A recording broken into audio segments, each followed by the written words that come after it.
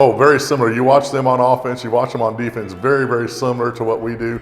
They probably do a little bit more blitzing and pressure on defense than we do.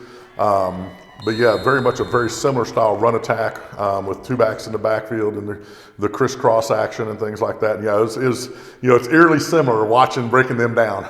They are both 12-0 on the season and ranked first and second in the state 8-man football poll. And both Worth County and North Shelby stand as testament that even in the light up the scoreboard world of 8-man football, defense still matters. In fact, the Raiders, who are surrendering just 11 points per game, have set an impressive bar for statewide stinginess. My players understand they have one role to do and one job to do, and they've learned to trust their teammates. They don't try to do somebody else's job. They make sure their job is secure first, and of course, that's been a lot of discipline, and we go back on film and show them if you'd stayed put, the play would have come to you.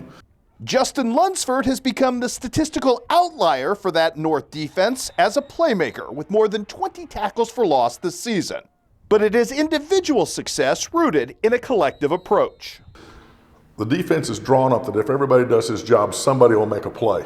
I don't know who it is. I don't draw the defense up to make this person the star or this person to make the tackle.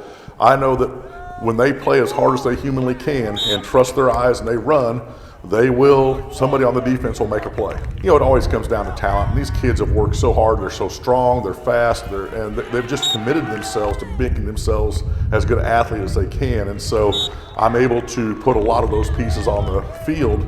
And because they've seen those other kids work, that's where that trust comes in. They know their teammate has worked just as hard as they have. Balance has proven a critical component of North Shelby's offensive success as well. Cale Stoneburner's elevation at quarterback. Just that learning lessons from mistakes you made in the past. He has made a commitment to getting better and working on those things. For example, he had a 3-turnover game there against Northwest that first time, and he just didn't like that.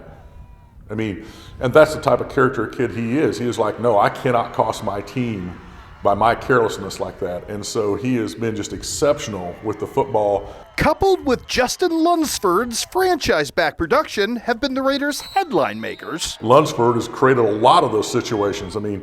If you don't follow Justin Lunsford everywhere on the field, he's going to hurt you, and that opens up Cale tremendously. But David Stuckey is quick to credit his team's stalwart front lines and skill position depth as core strengths here as well. Oh, most definitely. Center and guards. Luke Schwanke, Brayton, and Dylan on the offensive side. Then you add Riley Greening over on the defensive side.